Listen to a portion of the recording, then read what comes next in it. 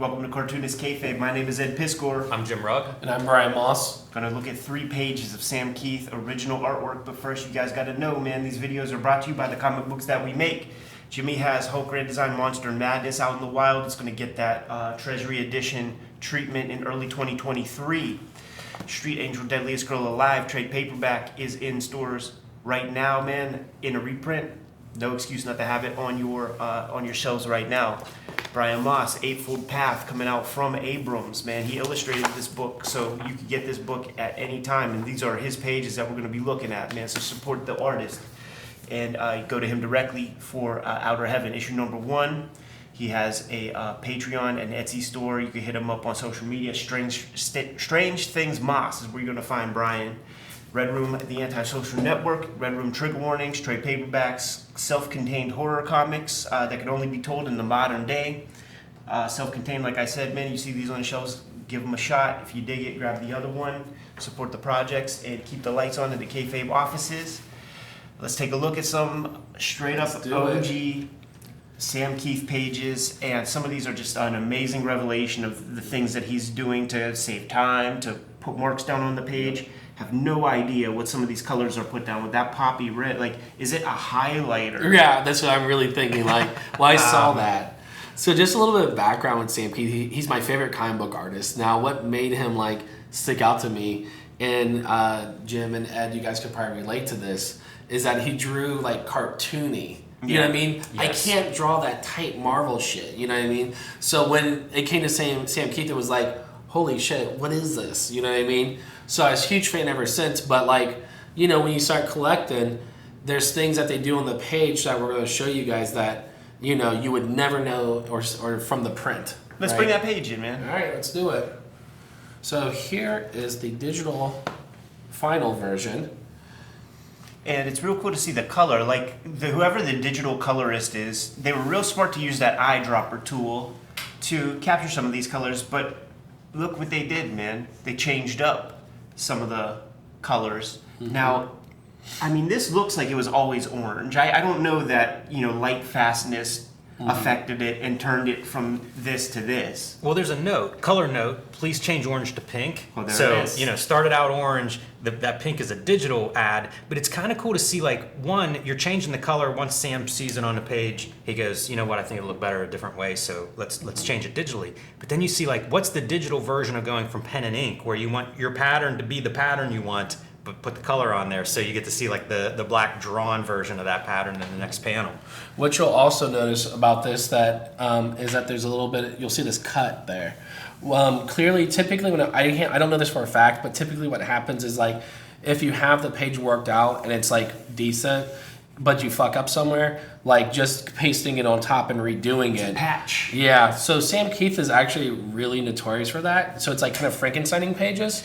And he's just using whatever he has around him to get the thing done. There are several patches here, I think. Mm-hmm. Like, there's this thing up here that's like the belly.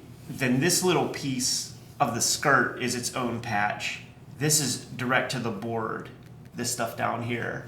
So there's like 2 patches up there. That's very interesting. Yeah. The thing that we can't ignore that you probably can't see on camera is there's this tape here. Black tape, and I thought this was so brilliant when I bought this page, and I learned so much as an artist because like trying to control and get that nice tight black line is really hard if you're doing things fast. Time right? consuming. Mm-hmm. So you just slap that down and you have your border all ready. Can we take it to an extreme? Let's go. All right. Where is it? Boom.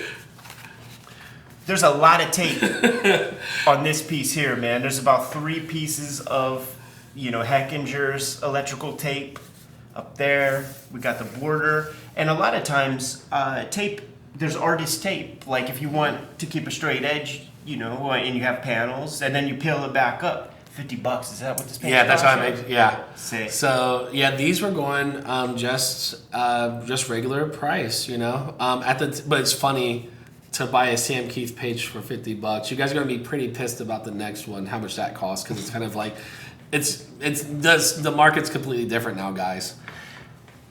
Fascinating, right? It really is, and one of the things that has been a I think it's been a struggle for artists making comics in the last 20 years is how do you combine black line art with digital color and modeled color?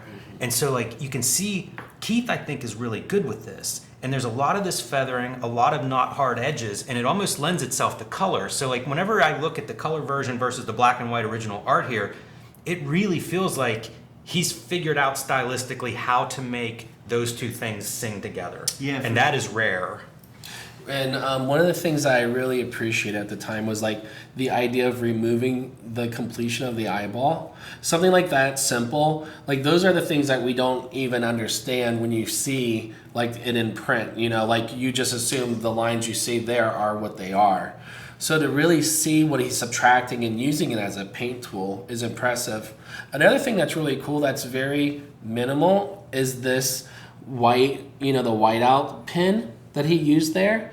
Doesn't really say much, but when you look at it in black and white, it has that nice, like, you know, scissor effect to it. Yeah. Yeah, and it's really subtle. Like you can see it in the final piece there. It's something that remains.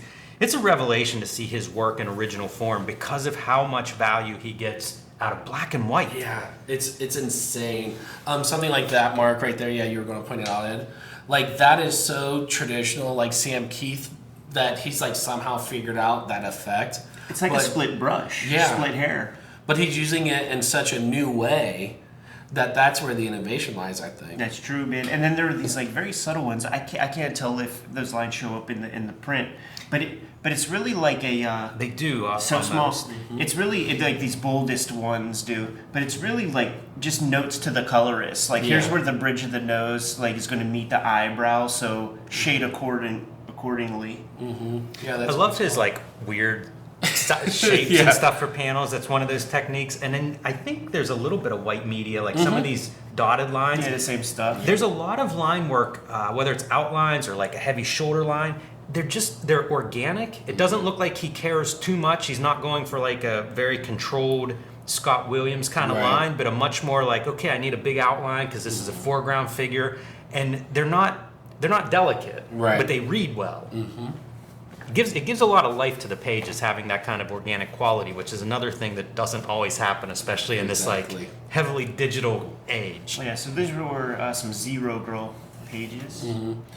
So this page is sweet. And how much did that page cost? $100 for Hulk Wolvie. Yeah, so this is painted.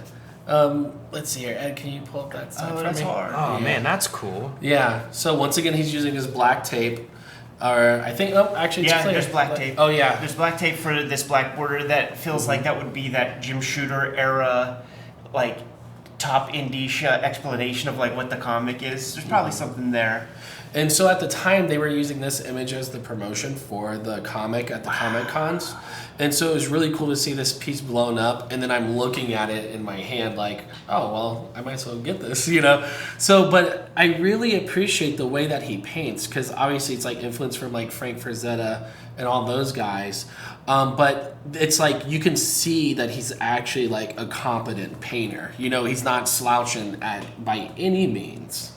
And then also, obviously, like when I don't know about you guys, but like for me, Electro the Assassin's the first time I'd seen somebody draw, you know, Bill Sienkiewicz. He did this thing where he's like drawing it's drawing crude, drawing like a kid. That term is called trompe l'oeil, which is like, it's called fooling the eye. And so, but the way that Sam Kieth delivers it, you're still getting some of that like painter quality into it. So it's really fascinating to see all these different styles combined into one image. It's almost like he's showing off realistic versus cartooning. Absolutely.